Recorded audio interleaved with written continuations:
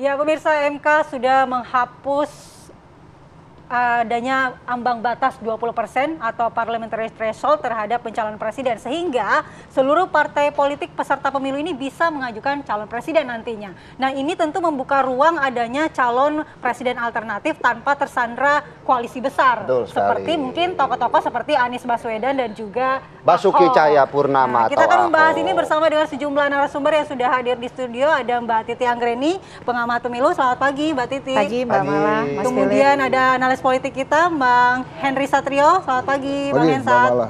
Pagi, kemudian via daring sudah bergabung juga politisi PDIP, Bang Ciko Hakim.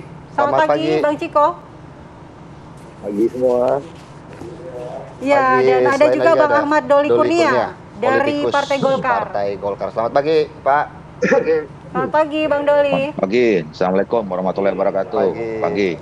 Waalaikumsalam warahmatullahi wabarakatuh. Oke, sekarang kita akan menanggapi dulu nih terkait dengan putusan MK kemarin ke Mbak Titi. Mbak Titi, bagaimana Anda melihat putusan MK ini terhadap mungkin kondisi demokrasi kita nantinya?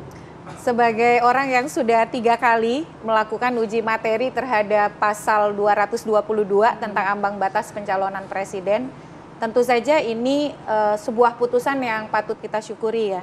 Apresiasi kepada Mahkamah Konstitusi dan juga semua pemohon. Total pemohon yang pernah menguji perkara ini ada 36. Yang kemudian di perkara 62 itu akhirnya dikabulkan oleh Mahkamah Konstitusi. Ya, better late than never begitu ya. Lebih baik terlambat daripada tidak sama sekali.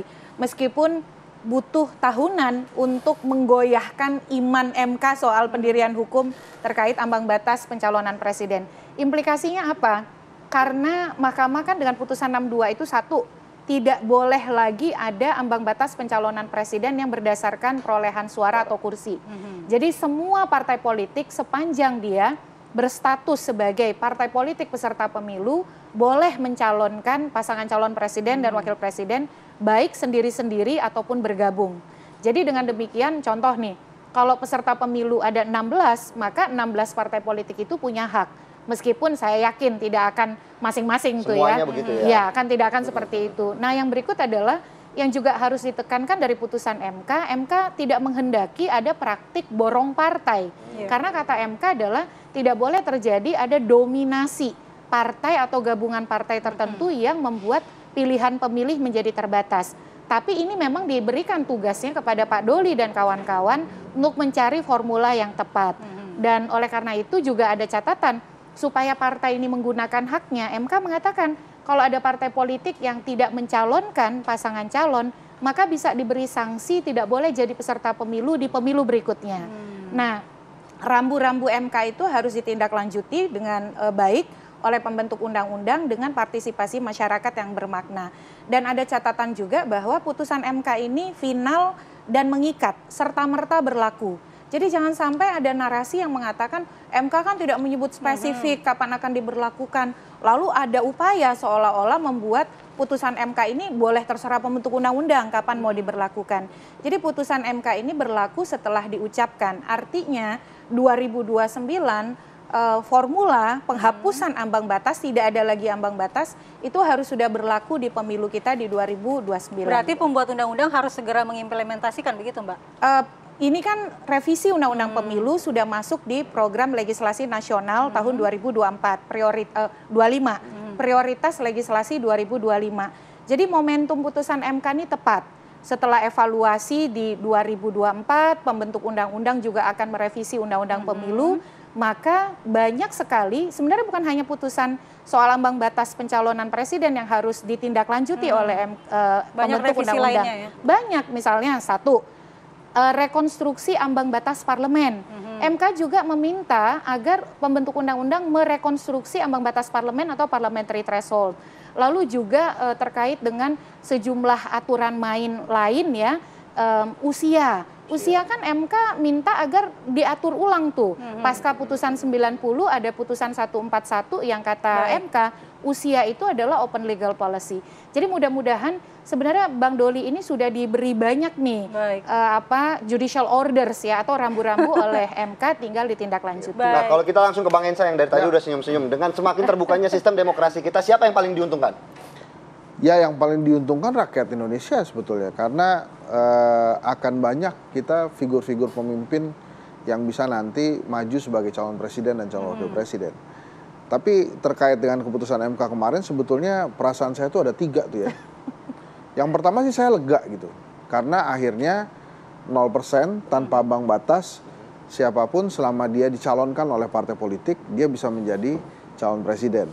Sehingga mungkin kita akan punya lebih dari 2 calon presiden gitu ya. Walaupun saya sih memprediksi nggak mungkin akan banyak-banyak juga, karena kan mahal ya maju ke capres itu, dan nggak semuanya tajirudin melintir gitu kan. Jadi harus ada pemilihan lah siapa-siapa yang maju. Nah kemudian yang kedua, saya ada rasa curious juga gitu. Kenapa yang kali ini diloloskan gitu, dikabulkan? Sementara Setelah 27 kali penolakan ya? sebelum-sebelumnya kan ditolak terus. Iya. 30 kali penolakan. 30 kali. Hakimnya sama gitu ya. Saya sih kalau mau positive thinking, mungkin MK ini sedang ingin memperbaiki diri lah. Introspeksi di tahun baru. Ya, setelah kemarin mungkin merasa, wah gue ada yang salah nih keputusannya nih, gitu ya. Nah dia mau memperbaiki diri, tapi tetap aja itu pertanyaan boleh kan ya, kalau kita tanya kenapa yang sekarang diokekan gitu ya. Baik. Apakah terkait dengan yang nomor 3? Jangan-jangan memang pengaruhnya nggak terlalu banyak di 2029. Baik. Karena kan kalau secara politik, ngelawan incumbent itu kan berat ya. Nah ini masih ada Pak Prabowo 2029, saya sih percaya Pak Prabowo pasti akan maju lagi. Iya. Mungkin berpasangannya juga dengan Mas Gibran. Nah, karena nggak terlalu banyak pengaruhnya, udah deh biarin aja. Ya, Biarin tahan aja dulu Bang begitu Henry. ya. Kita akan bahas Biarin lebih panjang dulu, mengenai gitu. ini. Karena kita mau Iya, konfirmasi karena dulu saya nih mau ke panjang nih pelaku-pelakunya. untuk dikeluarin. Tahan dulu masih panjang nih Tanya dulu kayaknya. ke Bang Doli dan Bang Ciko. Bang Doli, menanggapi putusan MK ini tadi kata Mbak Titi sudah diberikan rambu-rambu nih untuk MK. Bagaimana Partai Golkar sendiri menanggapinya? Ya, tentu kan sebagai warga Indonesia, negara hukum, ya kita harus menghormati karena dalam sistem hukum kita putusan Mahkamah Konstitusi itu kan final and binding gitu ya. Jadi kita mau nggak setuju, nggak suka gitu, ya sudah diputuskan bahwa presidential threshold ini 0% gitu. Nah, tinggal saya memananya begini, putusan Mahkamah Konstitusi kali ini hampir sama dengan, bukan hampir sama dengan beberapa keputusan Mahkamah Konstitusi yang lain terkait dengan sistem pemilu atau secara umum sistem politik kita gitu.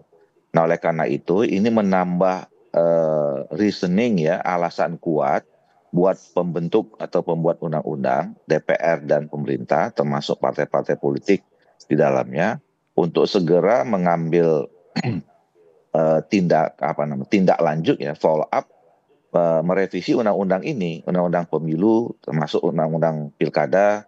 Ya saya juga mendorong undang-undang partai politik karena nanti pasti akan saling terkait ini sebetulnya ya. Kalau kita mau menciptakan sistem pemilu yang ideal menjadi bagian sistem politik demokrasi kita yang ideal. Nah apalagi kan wacana ya tentang soal perbaikan sistem ini beberapa minggu terakhir ini setelah Pak Presiden menyatakan soal opsi ya, salah satu opsi pilkada itu kembali ke DPRD menjadi tindak lanjut dari beberapa pernyataan yang mendorong kita untuk perbaikan sistem ini mengemuka terus di masyarakat. Jadi ini kayak semacam serial ya, putusan Mahkamah Konstitusi ini lanjutan serial pembahasan tentang perbaikan sistem. Nah apalagi tadi Titik mengatakan kami di DPR juga sudah memasukkan ya di dalam program prioritas tahun 2005 revisi undang-undang pemilu, undang pilkada dan partai politik. Nah jadi tidak lagi ada alasan untuk tidak membahas ya revisi undang-undang ini, dan kemudian momentumnya harus memang sekarang. Jadi pertanyaan tadi kan kenapa Mahkamah Konstitusi memutuskan sekarang? Kalau saya ngambilnya positive thinking aja, karena memang momentumnya sekarang kalau kita mau merevisi undang-undang pemilu itu khususnya gitu. Jadi sekarang tinggal dari pemerintah dan kemudian partai-partai politik meminta kepada fraksinya untuk segera menindaklanjuti ini gitu.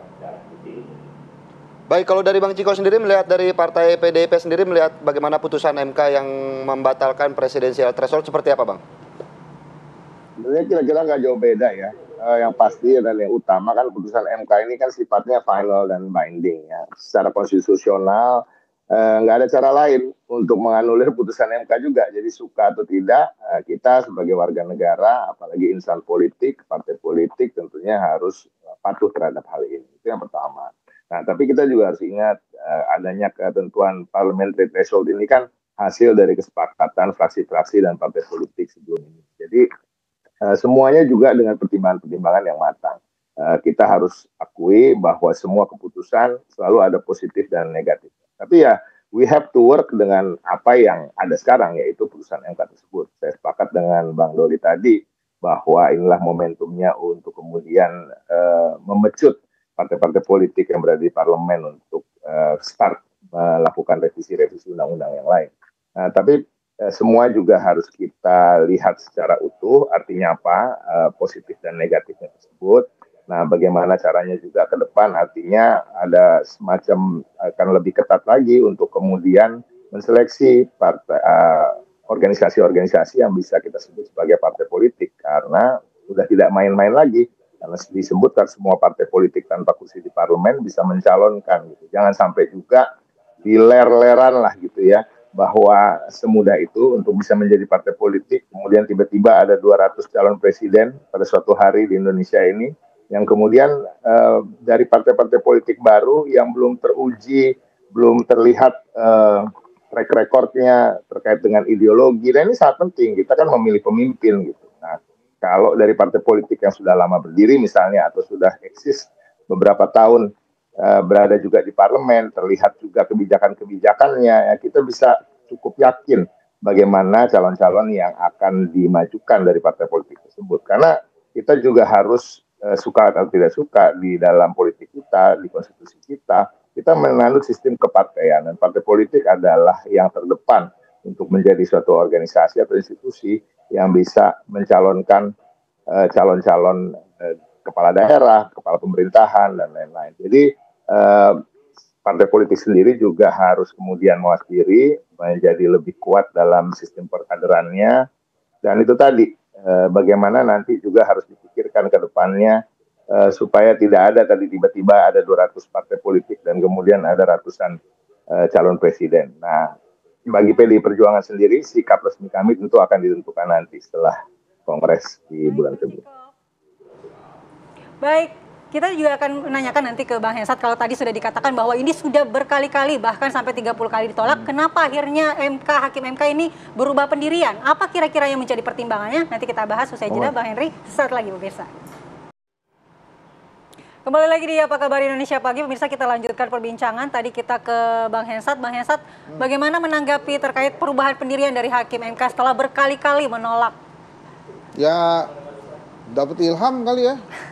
Tapi kan dia sudah mengatakan bahwa ini semua itu demi Indonesia kan. Nanti Mbak Titi akan jelaskan lebih detailnya ya. Tapi kalau menurut saya memang mudah-mudahan benar nih ya, bahwa Hakim MK yang sekarang itu ingin memperbaiki citra MK yang pertama melalui keputusan-keputusannya dan membantu Indonesia lebih demokratis gitu. Tapi saya ingin ngebahas yang ketiga itu tadi tuh justru. Kenapa saya katakan mungkin nggak banyak perubahan, karena satu kan jadi calon presiden atau maju ke pilpres itu kan mahal ya. Jadi nggak semua partai politik juga tokoh-tokohnya mungkin memiliki kemampuan untuk membiayai kampanye itu, walaupun ada aturan kampanye dibiayai negara, tapi kan tetap aja susah gitu.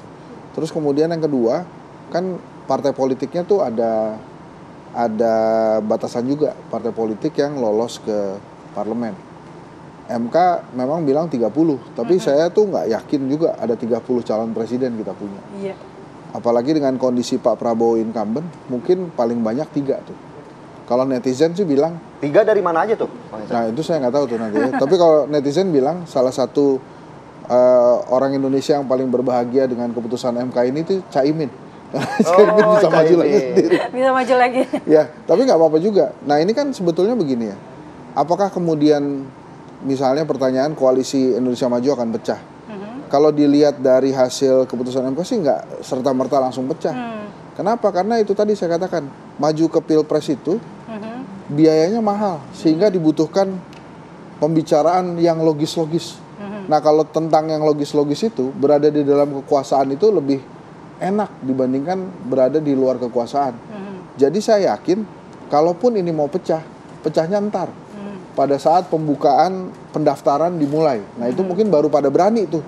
Izin sama Pak Prabowo, Pak izin ya, saya mau lawan Bapak nih, nanti di Pilpres gitu. Nah itu nanti, tapi kalau sekarang ini, pasti kalau ditanya, wah kita tetap setia pada Pak Prabowo di Koalisi Indonesia Maju. Kalau gitu kita ngomongin yang di luar aja Bang. Ya. Ini kemarin ada yang ketemu, katanya ada kejutan, Ahok Anies. Itu Ya. kira-kira peluangnya seperti apa? Nah, gini, kalau Anies Ahok kita nggak tahu ya gimana nanti ke depannya. Tapi kan kalau dianggap kejutan, apakah kemudian Mas Anies akan jadi kadernya PDI Perjuangan? Karena biasanya PDI Perjuangan ini nyalonin kader nih. Nah, Pak Ahok juga sama pertanyaannya. Kalau memang Ahok itu kinclong, mungkin kemarin yang didorong jadi gubernur Jakarta bukan Mas Pram, tapi Pak Ahok. Jadi mungkin kejutan-kejutannya ini selain, misalnya ya, kalau saya menganggap kejutan itu, misalnya Mas Anies bikin partai, atau dia masuk ke PDI Perjuangan. Nah Pak Ahok, kejutannya saya nggak tahu lagi itu apa, apakah dia jadi komisaris Pertamina lagi apa enggak gitu.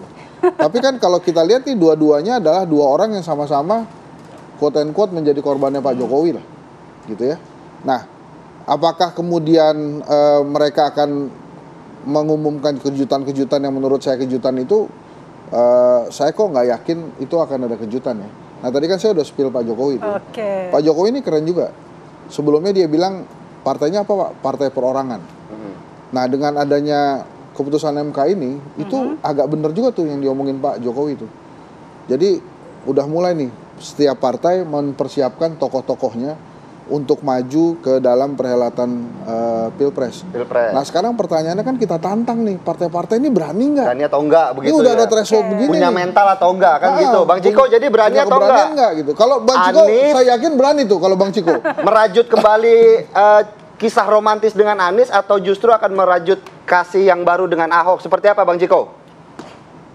Nah, kalau terkait dengan keakraban Pak Anies dan Pak Ahok kemarin itu ya kita sambut positif aja karena keduanya berseteru secara keras dan ketat di 2017 yang kemudian kita ingin ulang lagi pilkada seperti itu. Nah, yang kedua kalau bicara soal kejutan yang dimaksud oleh Ahok dan Anies kemarin itu rasa-rasanya terlalu jauh kalau bicara 2029. Kita lebih melihat dari momentum yang akan ada di awal-awal tahun 2025 ini ya kan akan ada peluncuran ormas Anies Baswedan, begitu juga ada Kongres PDI Perjuangan, ada pelantikan gubernur dan wakil gubernur DKI Jakarta. Ya itu aja lah mungkin momentum-momentum itu. Mungkin kejutannya adalah mereka akan duduk bersebelahan terus di 3 acara tersebut. Ya, kita lihat aja. Tapi kalau soal berani nggak berani, ya saya sepakat dengan apa kata Hensat. Ya PDI Perjuangan nggak pernah dibintang sebagai partai yang nggak berani ya melakukan apapun gitu. Jadi kita lihat saja nanti. 2009 masih terlalu jauh kalau kita bicara terkait dengan siapa yang akan kita usung sebagai capres maupun cawapres. Tapi kira-kira kejutan yang dimaksud sama Ahok ini apa ya, Bang Ciko?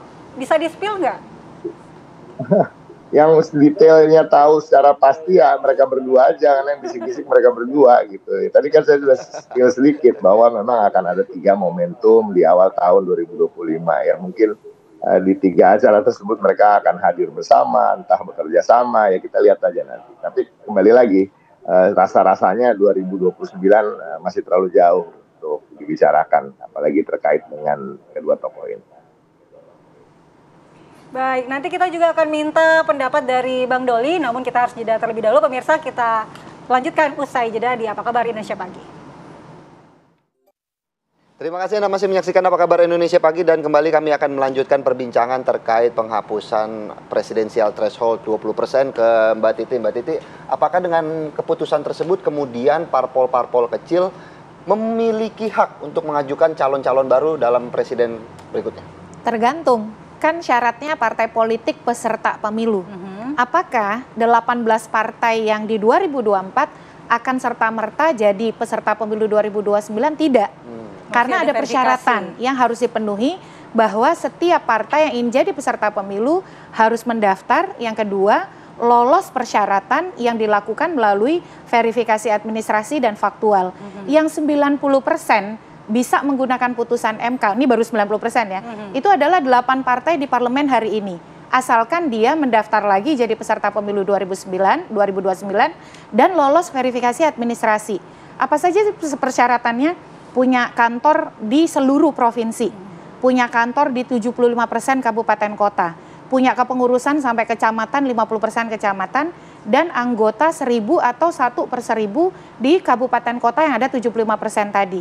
Jadi itu persyaratan yang bahkan kata peneliti kepemiluan global salah satu yang paling berat di dunia.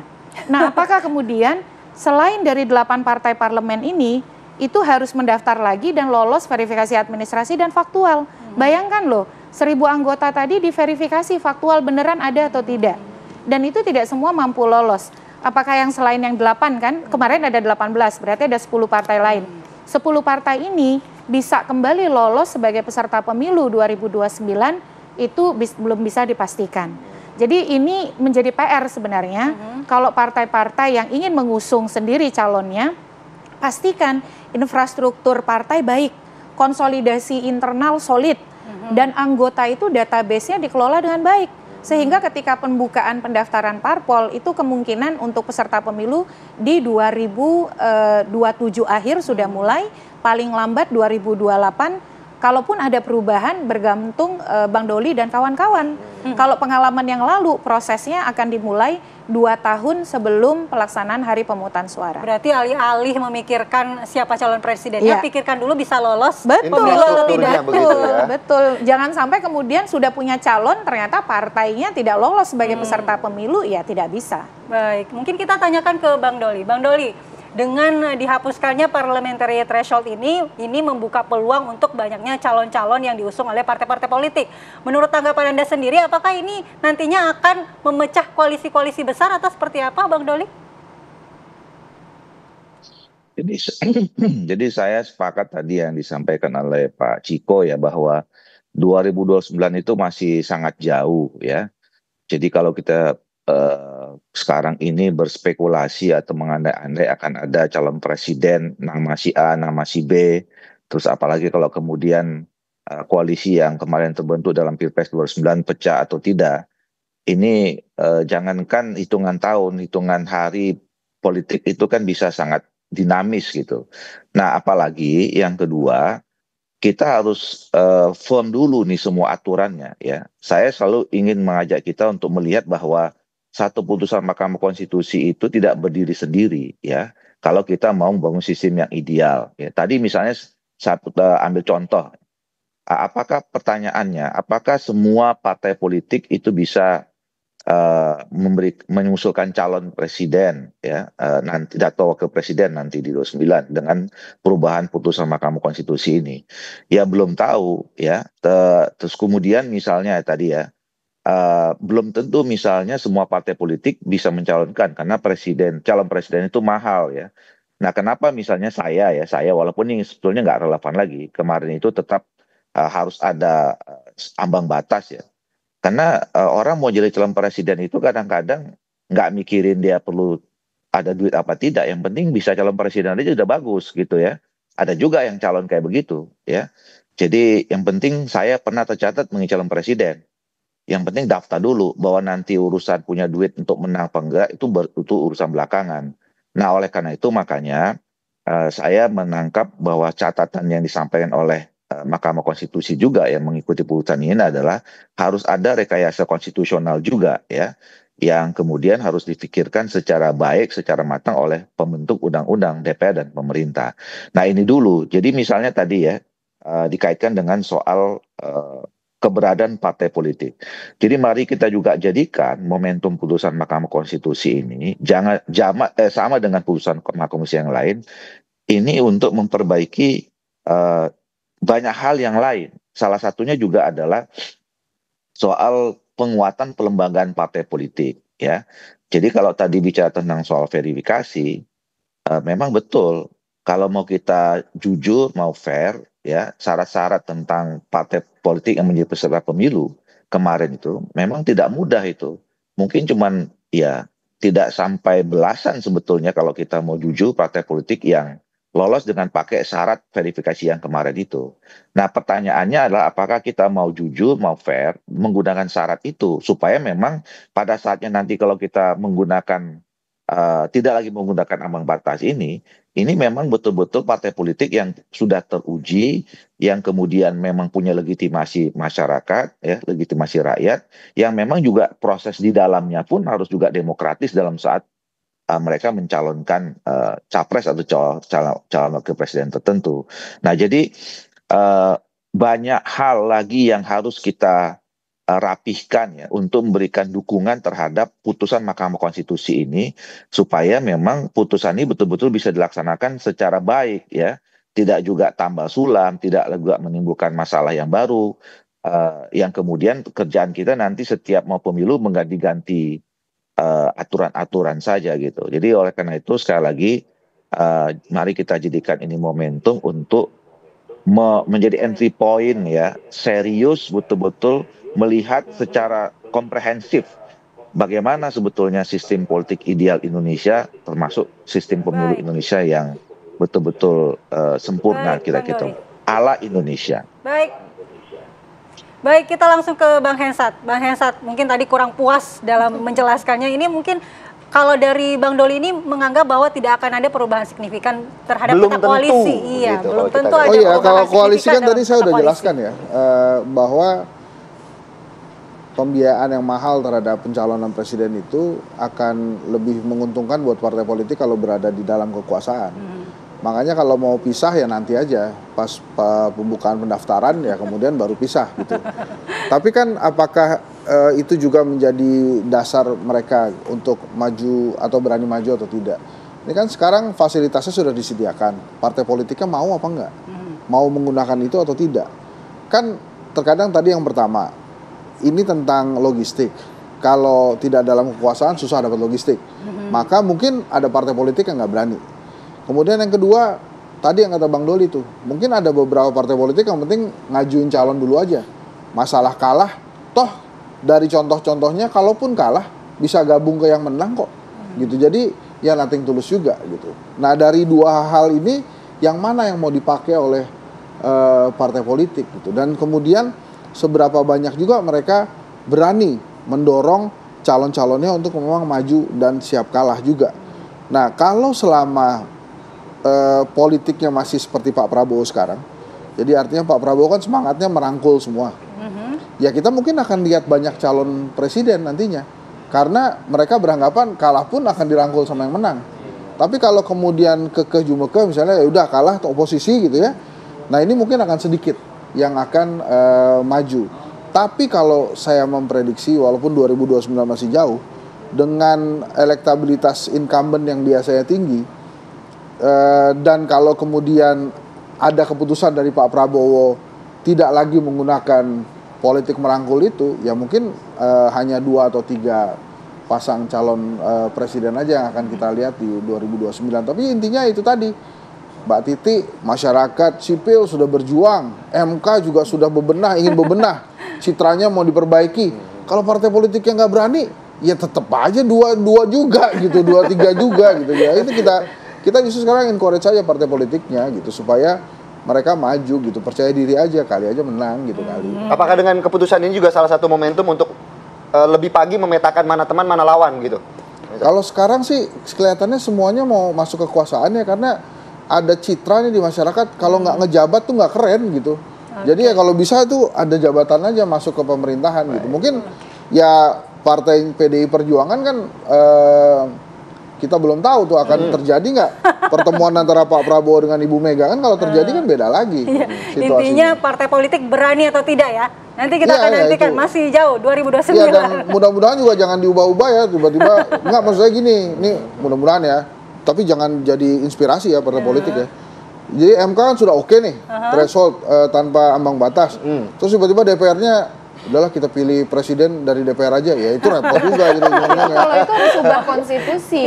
Iya, maksud saya makanya kan saya bilang jangan jadi inspirasi, karena kan yang bisa ngubah konstitusi DPR. Jadi bocorannya justru dari Bang Ensa nih. Ya mestinya sih kalau belajar dari peringatan darurat, mereka sudah insaf ya untuk main-main.